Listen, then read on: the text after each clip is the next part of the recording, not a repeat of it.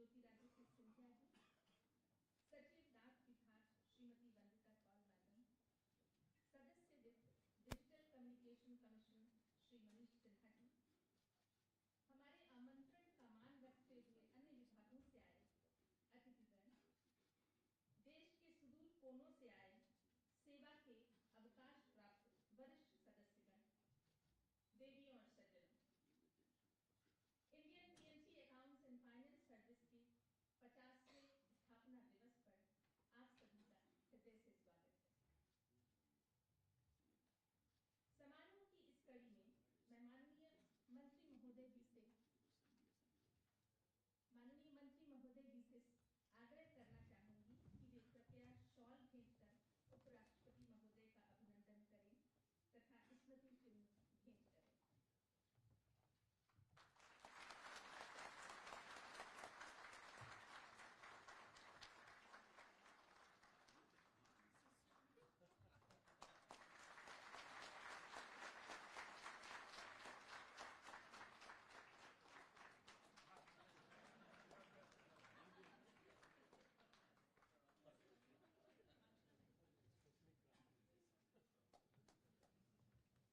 Now, I'll request Member Finance, Digital Communication Commission, Shri Manish Sinha, for his welcome address.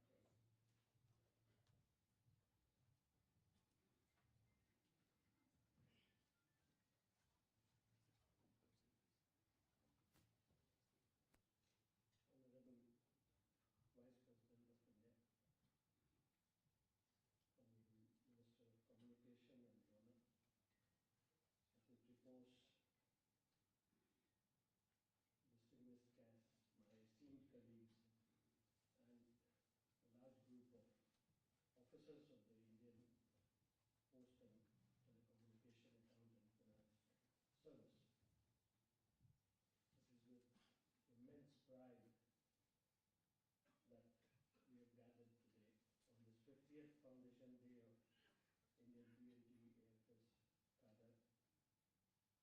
This is just not a celebration of the passage of time. We've had a lot of dedication and excellence in whatever we have done in all these years, and we hope to be able to celebrate that today. Sir, the bureaucracy has been at the heart of India's governance and institutional framework. We in the Indian P&T Accounts and Finance cadre also embody this ethos, ensuring financial prudence, operational discipline, and strategic foresight in managing the backbone of our nation's post and telecommunications sector. More than 50 years ago, in 1972, this service was established. In 1974, we had the first set of recruitment in this service, and it's been 50 years of transformative journey that we have been through for the financial governance of the communications sector, which includes both telecommunication and postal. Over the decade, we have emerged as a backbone of India's communication infrastructure, driving key activities like spectrum management, spectrum auctions, bringing in lakhs of crores of revenue, and also annual revenue collections of the tune of 25 to 30,000 crores, besides managing the postal revenues, which is collected all over the country in various post offices and brought down through a very rigorous accounting mechanism. So we have also collected a lot of fund in the Digital Bharat Nidhi, which helps build the network in inaccessible areas and has been very productive in the last 1.5 decades. Asset monetization and public sector financing are two emerging critical functions that we perform, and we believe that we have been handling it efficiently. So the unwavering commitment that we have in navigating the complexities of financial management, in recognizing revenues, in collecting them, in bringing them to good accounting, using the license fee, the spectrum usage charges,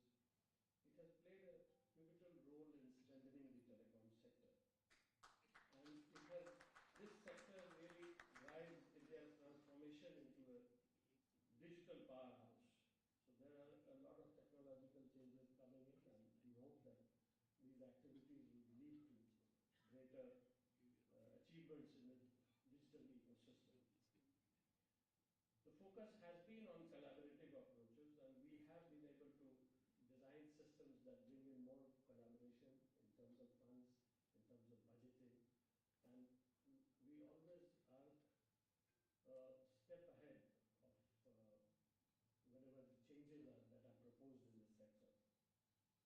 So initiatives like Telecom, Technology Development Fund, the Production Linked Incentive are schemes that have strengthened the foundation.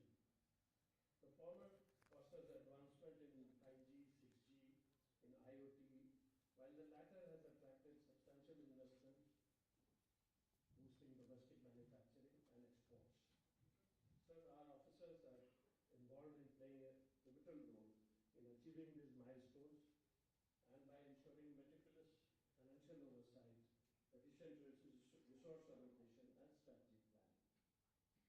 Their expertise has been instrumental in translating policy initiatives into tangible outcomes, driving innovation and enabling communication sector to emerge as a global leader in digital economy.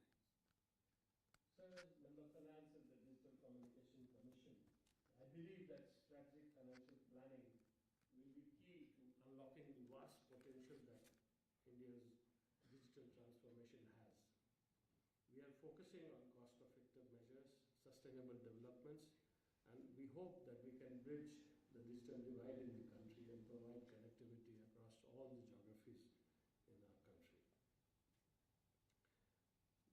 Through this prudent financial management and innovative funding models, we have been fueling the growth of the digital economy in this country. A key aspect of this is also the spectrum management, which is very vital for the telecom landscape. As we continue to navigate the complexities of spectrum allocation, there is an urgent need to rethink traditional methods of management. The method of allocation needs to evolve, better reflect the economic realities of the digital area, balancing the demands of the new technologies with the need of a fair and efficient allocation method. It is essential that we develop models that measure spectrum utilization efficiency, spectrum values, and then let the management not be hindered by outdated regulatory framework. Officers of our cadre have put in a lot of endeavor to develop expertise in financial governance and regulatory oversight to facilitate efficient spectrum management and drive innovation in the telecom sector. The postal side has its own reach, its own large network reaching to almost more than 150,000 post offices. It has its own complexities in the accounting and budgeting procedure, and the largest network in the country to reach money till the last point and then bring back that money collected at the last point to the central corpus. Our officers are working very hard to ensure that it happens in the most efficient manner. The fintech utilization, though it rides on the telecom network, but one of the bigger utilizers is the Department of Post, and by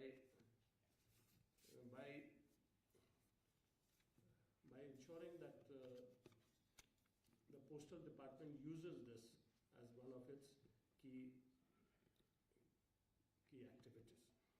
So on this golden jubilee, let us reflect on the critical role of our officers as custodians of financial discipline and innovation.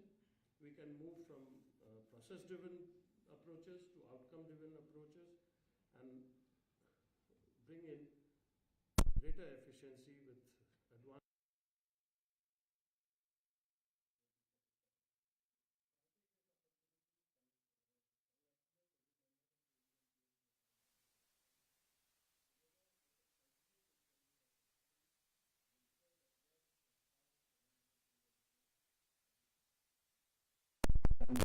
I again thank Honorable Vice President of India, Honorable Minister of Communication and Secretary Post, other dignitaries who are present here, that we have really inspired us and helped us celebrate today for the entire service. Thank you very much.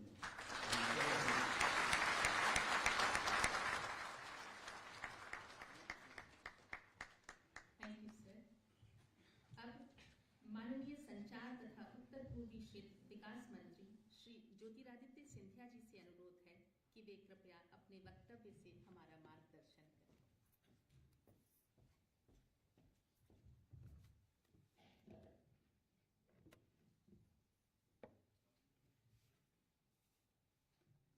Honorable Vice President of India, our most respected Jagdeep Dhankhar Sahib, on the dais with me, Secretary Post, Vandita Kaulji, Member Finance, Digital Communications Committee,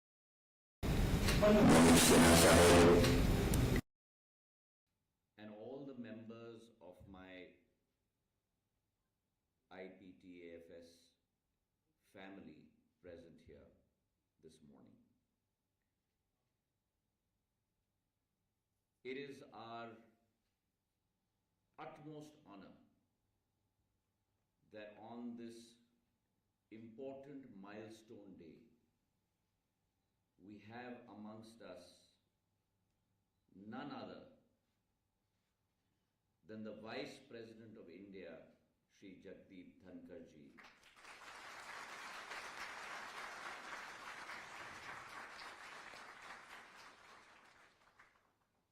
A visionary leader whose commitment to upholding the democratic traditions of our age-old country, steering our nation with his guidance towards a path of prosperity, towards a path of progress. And we're indeed honored to have with us today,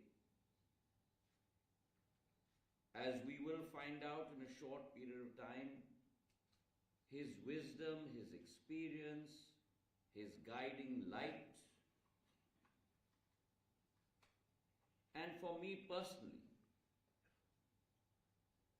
someone who has always showered his blessings,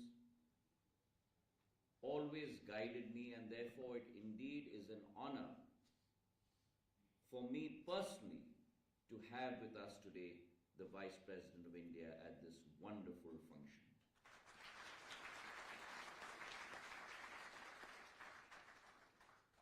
Vice President, sir, 50 years ago, a vision was born in our country. A vision where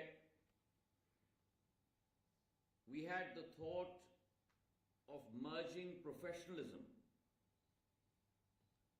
along with the spirit of service. And in that drive, a cadre was formed that would become the very lifeblood of India's telecommunications sector. Today, as we mark 5 successful decades of both unwavering commitment and extraordinary contributions,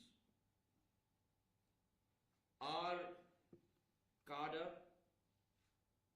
today I would like to acknowledge and celebrate the transformative role that each member of our family has played over the last 50 years in taking our telecommunications sector forward.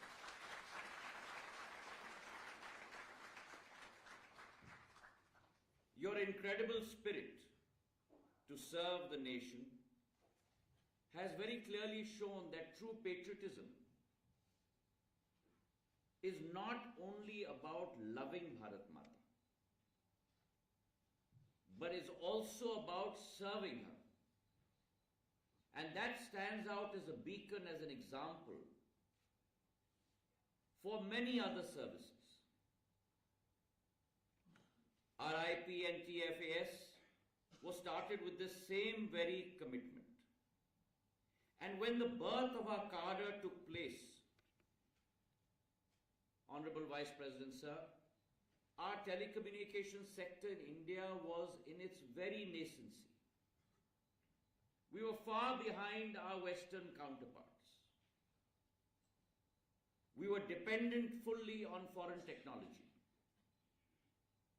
We were limited to the landline phones, the rotary phones a model of which that you just dialed. We were used to manual switching systems.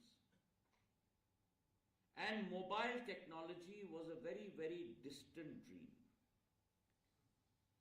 And in that environment, it is this cadre that has formed the very backbone of our telecom sector, strengthening us financially and empowering us to look at new fields of development.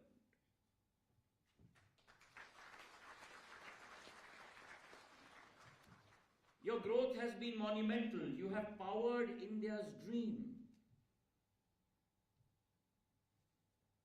to achieve the unachievable, to convert dreams into reality. And your success can be defined by three very clear pillars. The first is bringing stability to our sector, regaining strength and regaining prominence for our sector from the murky waters of the spectrum imbroglio, clearly defining a path for spectrum management, and the brilliant innovation of the SARAS platform.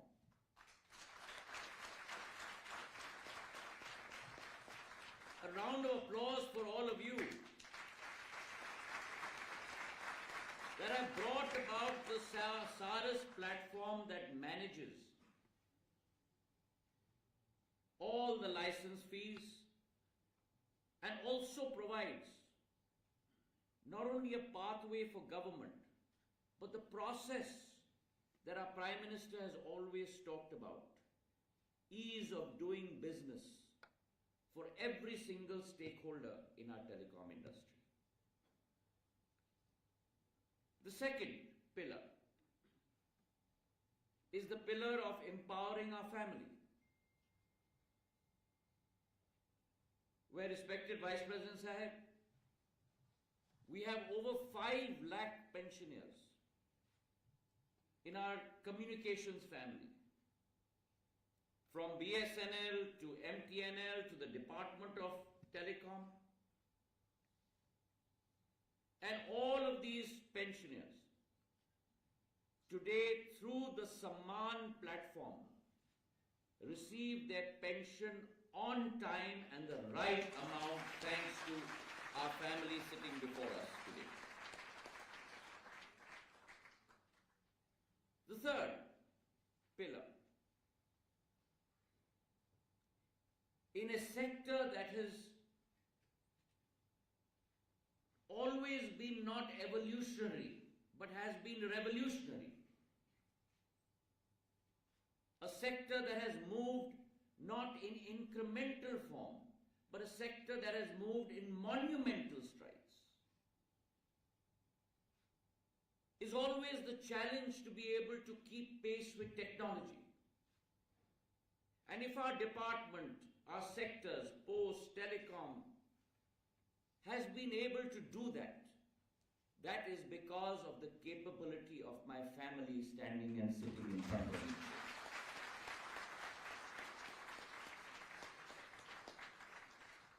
This family, respected Vice President Sahib, has been a repository of well-informed counsel to all stakeholders in government.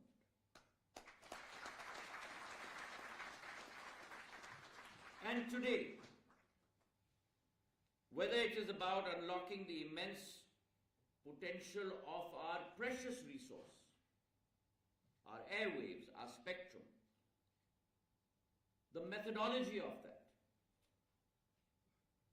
we are now moving from terrestrial networks to non-terrestrial networks. It will be a quantum leap for our country. The crystallization, the definition of that. Or as Manish ji said, the consolidation of the Digital Bharat Nidhi, the DBN, formerly called the USOF, where today we have a corpus of 84,000 crores. 84,000 crores, the largest non-lapsable fund of the government of India.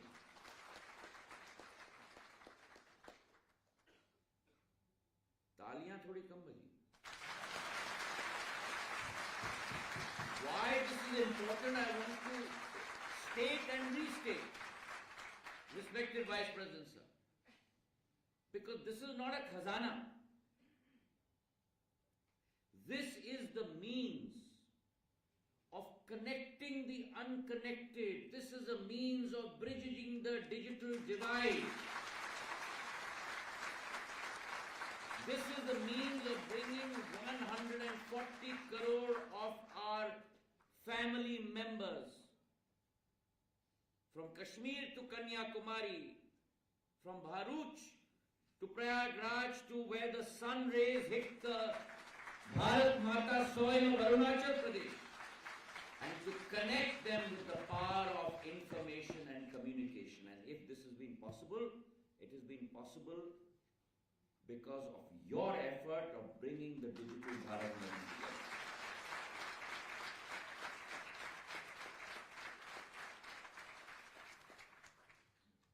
And so, sir, we are on a growth path in India in our telecom sector. Having achieved a telecom penetration of greater than 86%.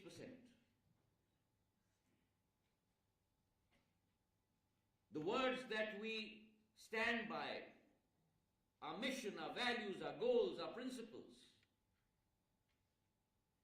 inclusivity,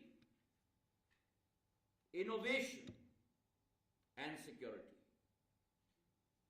This is the kavach that we will hold for every single citizen of Bharat. And with these three guiding mantras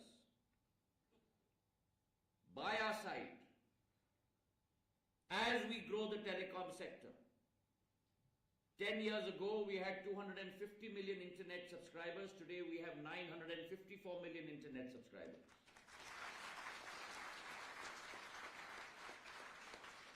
Every single person in this country would only consume 1 GB of data. Today the average GB of data consumed is 20 GB.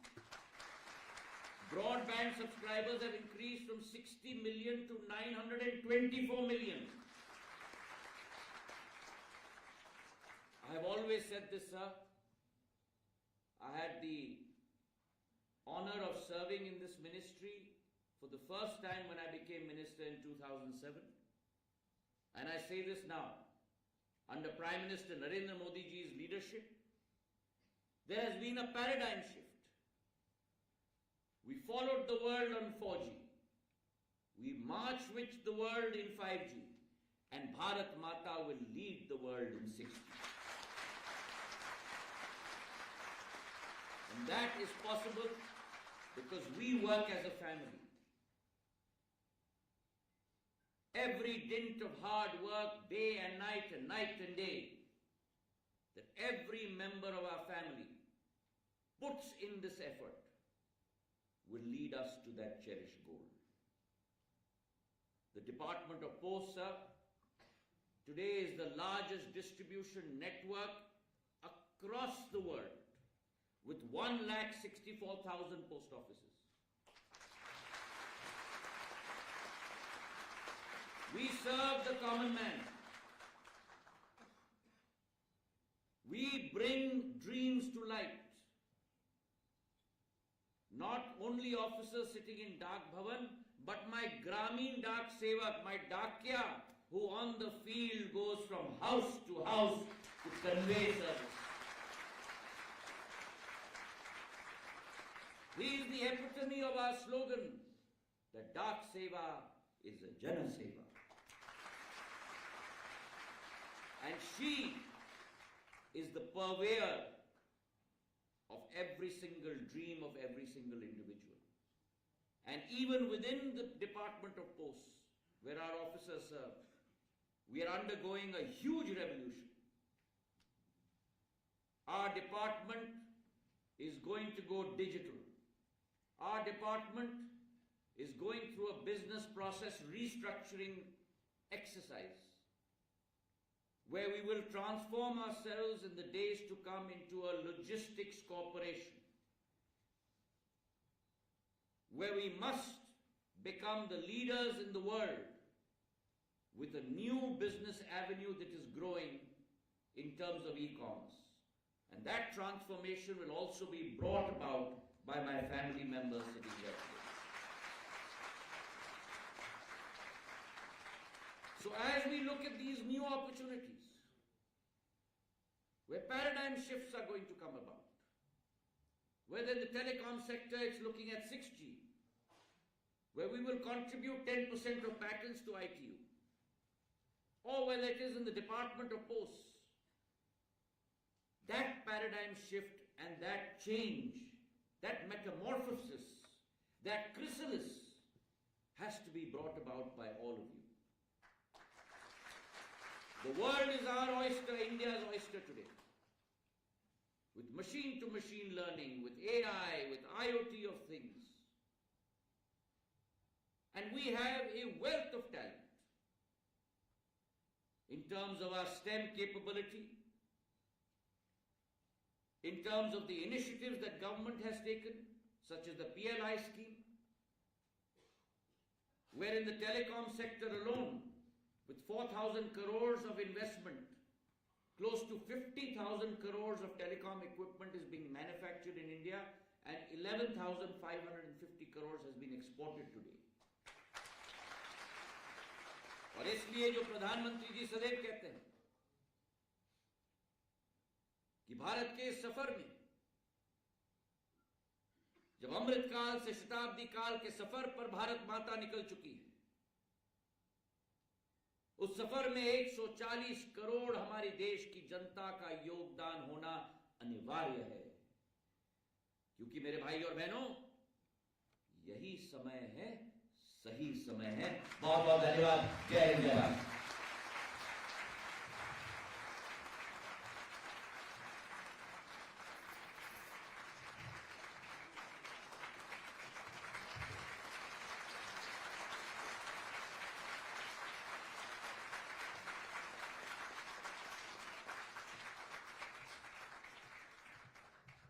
Thank you very much, sir, for such an overwhelming and inspiring address. अब मैं आज के कार्यक्रम के मुख्य अतिथि महोदय, भारत के माननीय उपराष्ट्रपति महोदय श्री जगदीप धनखड़ जी से अनुरोध करूंगी कि वे अपने बहुप्रतीक्षित उद्बोधन से हमें अनुप्रेरित करें।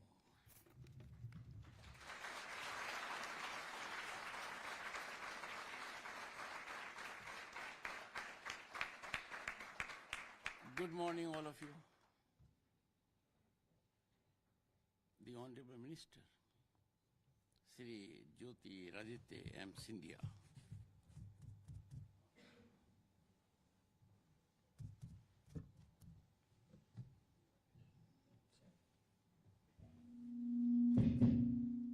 My fault, not of the system. Very good morning, all of you. Because these days, to be effective, you need support. The support is here. It was not earlier. Honorable Minister of Communications and Department of Northeastern Region, Sri Jyotira Scindia. He has made my task very difficult.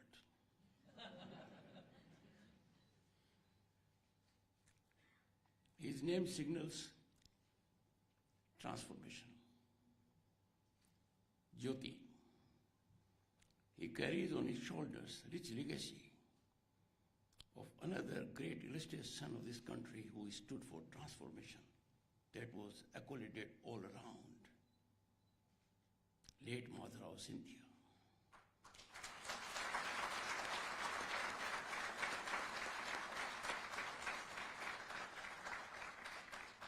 He was Madhav to many, I was one of them.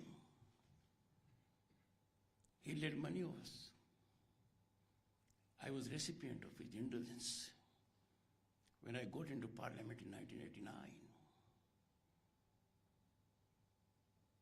I'm so happy and delighted that Jyoti is carrying his Jyoti for benefit of the nation in this manner.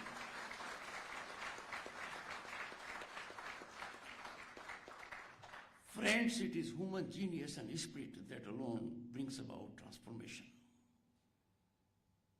Having a concept evolved is difficult. To be a leader is difficult, to execute is easy. Trust me, in my long career of several years, having been on several global platforms, and having had the great occasion to be part of the highest legal bodies globally, it is one of the rarest speeches I have heard where he talked to the family.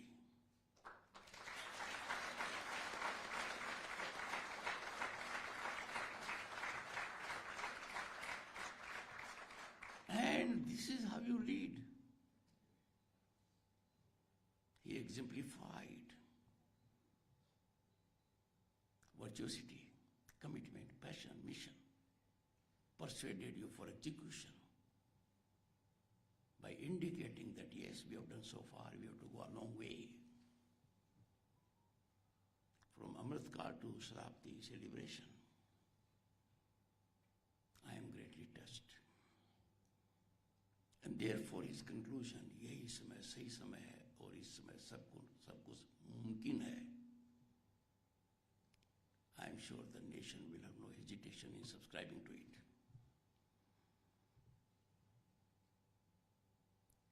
Madam Vandina Golji, Secretary, Shri Manish Sinha ji, Member Finance Digital Communications Commission. When I ran into him for the first time, I told him no one loves a man from finance.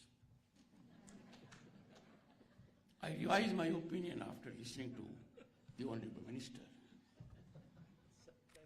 A fraternity that is not to be loved by anyone is now my favorite.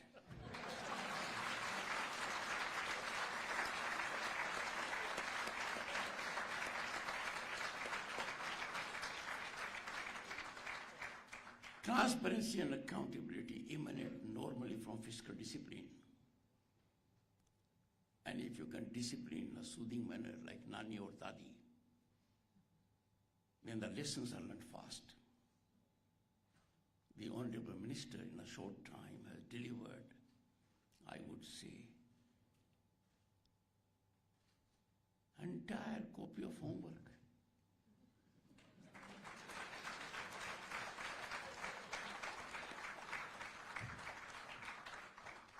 But ladies and gentlemen, he is so grounded to reality because our per capita internet consumption is more than that of China and USA taken together.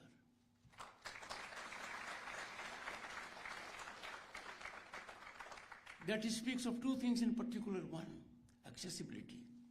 You can't use unless you have accessibility. And second, adaptability. So a nation of 1.4 billion is having that kind of a situation.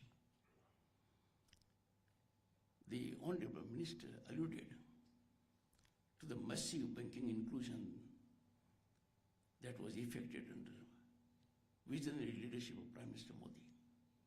But the impact is there. Our digital transactions last year were 4 times the combined transactions of USA, UK, France and Germany.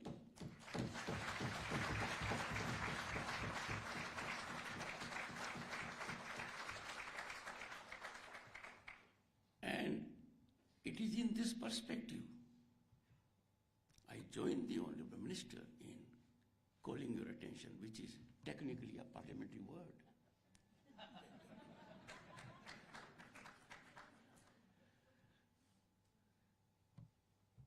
The rise is incremental.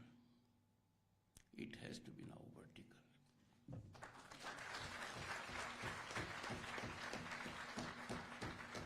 Because it is the Honorable Minister's leadership that will take this department out of the gravitational force, away from sky to space, and I have no doubt about it.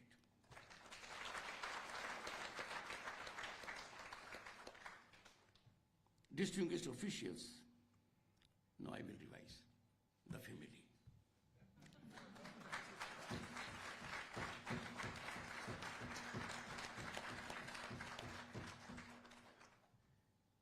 कहते हैं नाम में क्या रखा है, Shakespeare ने कहा था, मैं कहता हूँ नाम में कुछ रखा या मत रखा हो, लंबे नाम में बहुत कुछ रखा है.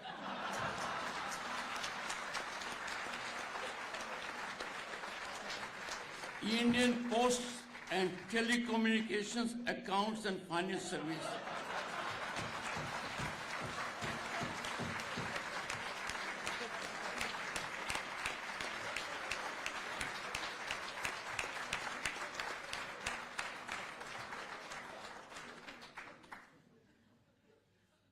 I am happy to be here,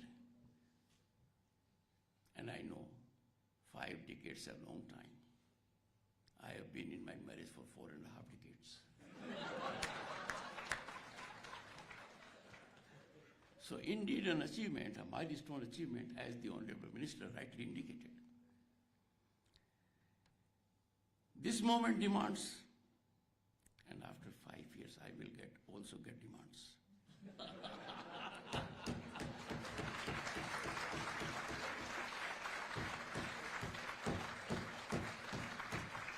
Ladies and gentlemen, this moment demands not just commemoration, but a clear-eyed vision of our role in shaping India's future trajectory. And that has been done by the Honorable Minister. It was occurring to me that who should I put in Sansad TV to first understand, analyze, and put it across the nation. I picked a brilliant man, because this he has done clear-eyed vision, and has motivated, inspired, energized not only you but me as well. Friends, as your service advances, India moves purposefully towards its destiny as a developed nation by 2047, demanding unprecedented adaptability and foresight. We are at the moment 5th largest global economy, on way to becoming 3rd in a year so, ahead of Japan and Germany. But I can share with the genius of this family to be a developed nation, though no standards are set globally, but there is convergence on one aspect, per capita income. And that per capita income in this country has to take a quantum jump of 8 times if we have to realize the status of a developed nation. I have no doubt in my mind that developed nation is no longer a dream, it's our object. We are on way to it.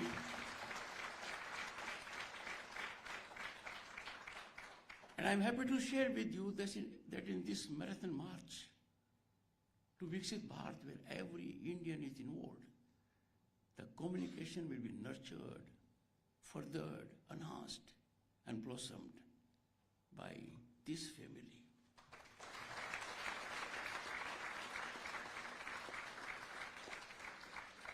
पूरे देश में विकसित भारत का एक बहुत बड़ा हवन हो रहा है. इस हवन में हर कोई आहुति दे रहा है. Very good.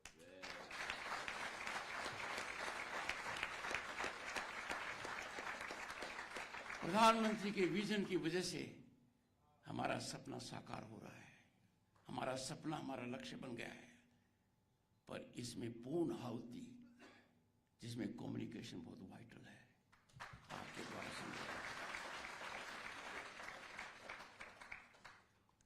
parallel journey, friends, compels us to reimagine our purpose and chart an ambitious course forward.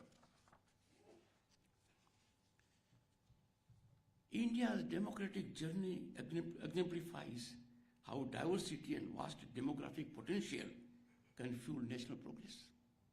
We have seen it in the last 10 years. Otherwise, we were part of Fragile Five. There was never an occasion when I was a minister 35 years ago that anyone would ever from global entity accolade us. Now, International Monetary Fund says we are favorite global destination of investment and opportunity.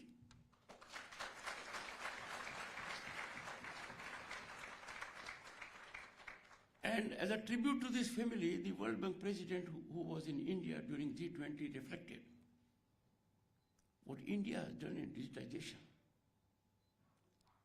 in single-digit years is not possible normally for anyone to accomplish in 4 decades plus. That was the accolade.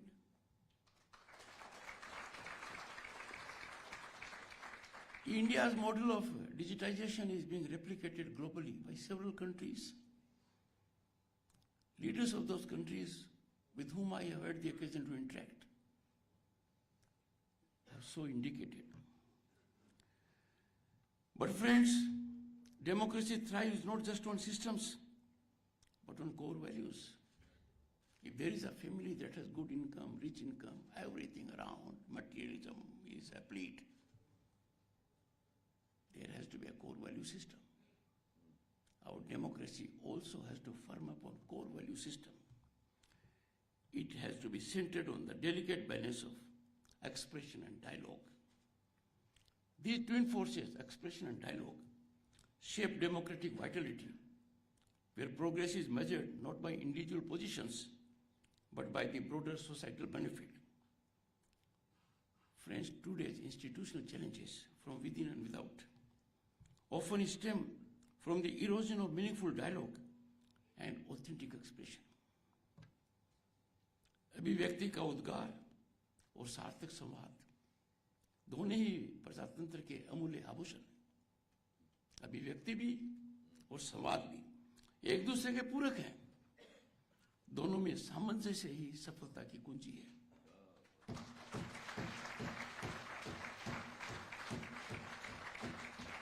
और ये सामंजस्य स्थापित करने में सबसे महत्वपूर्ण भूमिका आपके परिवार की है। Communication.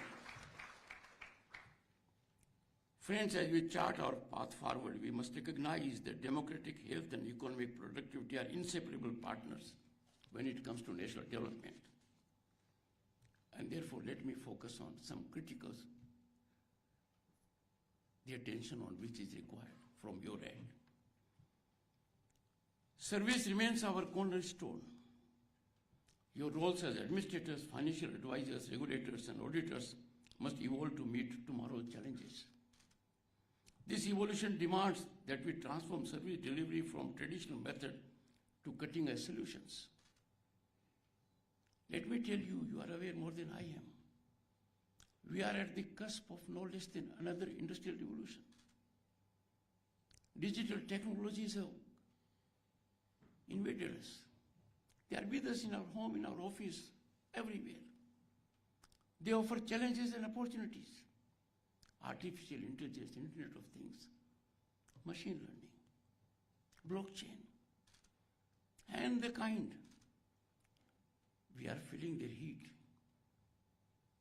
We have to measure up to the challenge, to convert the challenge into opportunities and make life of everyone in this country seamlessly connected to his or her ambitions. I'm happy to note, and other services can emulate your methodology. Our services need to be more dynamic. They have to adapt to rapid technological challenges, societal challenges, while maintaining foundational integrity. Our privilege of nation building now carries greater responsibility because we have to script and also architect, realize the vision of a developed nation at 2047. The second requirement which emanates from Gita. As a matter of fact, this country has civilizational ethos of more than 5,000 years. Our Upanishads, our Purans, our epics, Ramayana and Mahabharata. And Gita has solution to every problem we face. But what has been said in Gita, I quote, Yeg arthartha karmano, gains new relevance in our tech-driven era. When work becomes yeg, in this digital age, it creates transformative impact across society. When it happens yeg, results are not arithmetic, they are geometrical. And therefore, every digital initiative becomes a building block towards Viksit Bharat at 2047. This demands innovation, thinking out of the box. It demands that an idea that occurs to us should not be parked in our mind. It must be tested. The next is modern civil servants must be tech-savvy, facilitators of change transcending traditional administrative boundaries. We must adopt. We can learn this lesson from our children. My grandson took my iPhone and said, Nana, why are you calling for a mirror? He put the screen, clicked, and I could see it was a mirror.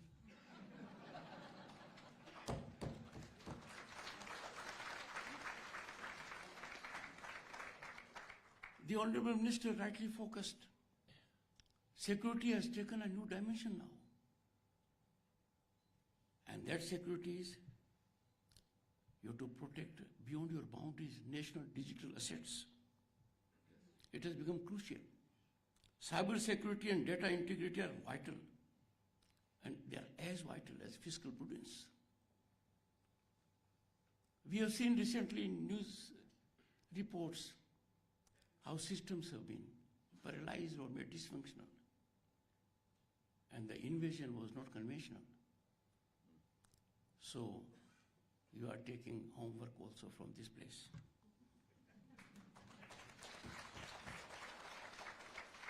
India is a distinct country for a simple reason that we are wedded to very strong ethical standards. And therefore, our ethical foundations must also extend into digital realm, setting new benchmarks for transparency and security. The future, friends, demands quantum-safe encryption and blockchain-based accountability systems. I know you are fully geared to lead these transitions. Time to take a big leap. The next in my mind that I need to share with you is cross-departmental collaboration becomes vital in an interconnected world. This is very important, you see. We must be in synergistic mode. We must be in sync with each other. I have quite often impressed on everyone the doctrine of separation of powers is nothing but that the three institutions, the judiciary, the executive, and the legislature, they must act in tandem and togetherness. They must act in harmony. Trust me, there will ever be issues in the family or in the system. Issues are organic. Issues help us go forward like a failure. A failure is not a setback. It propels you to attain success next time. Correct. But we must learn to respect the other point of view. It is your discretion to accept the other point of view or not to accept it. But to reject or not to entertain the other point of view is not civility, but surely it is antithetical to our cultural values. Rising above silos, and some people love to be in silos. I'll make one reflection which you will appreciate immediately, though you are not concerned, you are well settled in life. International Monetary Fund said India is a favorite global destination of investment and opportunity. I'm sure they did not mean it is for government jobs. They must be thinking of other opportunities And therefore, our youth is today in the silo of government jobs, unmindful of the basket of opportunities that is ever getting enlarged like a balloon. It is primarily the job of communicators like you to make the people aware, the youth in particular, that in every part, sea, land, sky, space, things are getting for the better for India. Blue economy, space economy are things our youth have to focus on. That's another thing which you people have to keep in mind.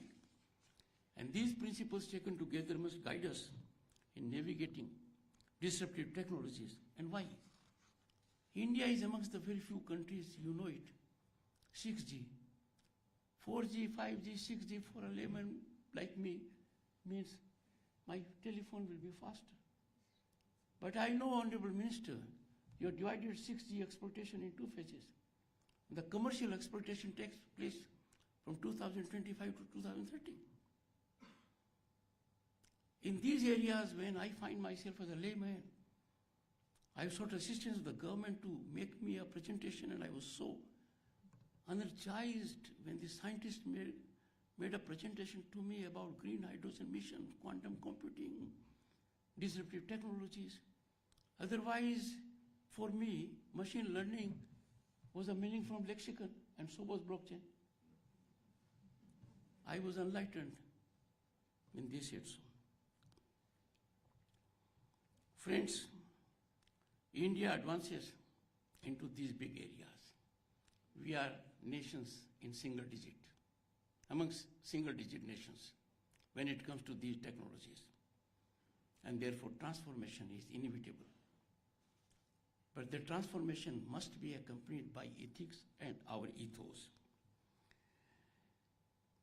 Transform from guardians of traditional systems to architects of digital governance, enabling next generation service delivery.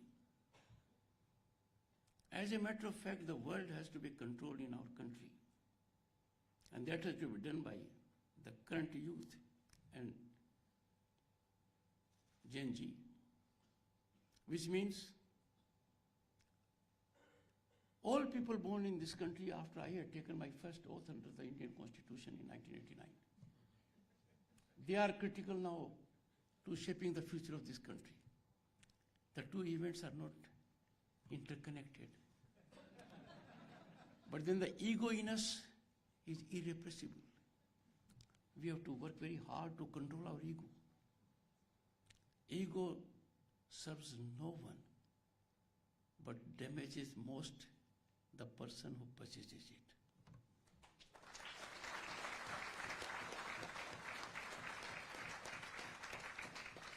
Friends, focus on bridging the digital divide through innovative financing models for rural technology adoption. I'm so happy to note it's a priority with the Honorable Minister. With the world's largest youth population, which we call demographic dividend, envy of everyone in the world, India's demographic dividend offers unprecedented opportunities. Your digital initiatives must harness this young talent pool through skill development and digital entrepreneurship. The best that has happened in this country are three things. We miss them. An ecosystem that allows every youth in the country, on account of affirmative initiatives and government policies, to unleash his or her potential to realize dreams and aspirations, if not before. The second was equality before law. Those who for long thought, and that was a ground reality then, that they are above law, privileged pedigree, that has disappeared. And third, corruption that eats into meritocracy, corruption that eats into talent of the youth is no longer there. Power corridors have been sanitized of those nefarious elements who extra legally leverage decision making in this country. That big change has come. So you can reap the harvest now. I'm a farmer. So a farmer will always keep an eye on harvest.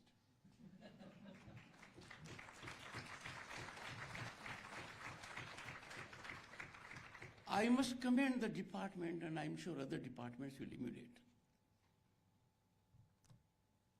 The emotive mind of the pensioner. If he gets any hiccup in getting his pension, you are making him a storehouse of worry. That is not with your department.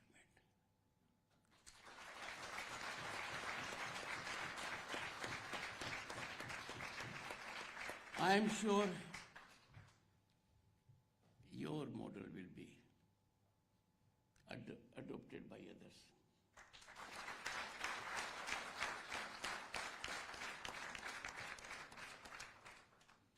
On the legislature front, the Telecommunications Act 2023 must evolve continuously and continually through supplementary framework for emerging technologies enabling young innovators. Some gaps have to be filled. These are not written by way of notification and rules. I have no doubt it will be done. Friends, audit, self-audit is very important. The surest way to bring about degeneration of an individual or an institution is to keep it, or the gentleman or gentle lady, from scrutiny. You are beyond scrutiny. Your degeneration is assured. And therefore, self-audit, an audit beyond self, is essential. And I therefore strongly urge adopt artificial intelligence-powered audit systems while maintaining human oversight for critical decisions.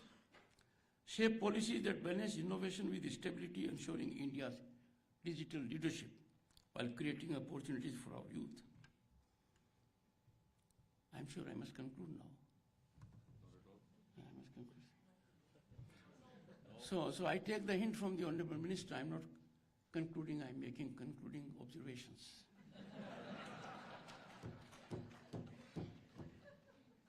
In summation, friends, your journey forward demands mastery over disruptive technologies. You have to fructify the ambitions of our rich human resource, which we call a demographic dividend. May your service catalyze India's transformation into a global digital leader. We are on way to it. Harnessing our democratic strength and young population to build an unparalleled digital civilization. I am grateful for two things. One, the opportunity to share my thoughts with this family, and equally important, the opportunity to hear the Honorable Minister, Jyoti Scindia.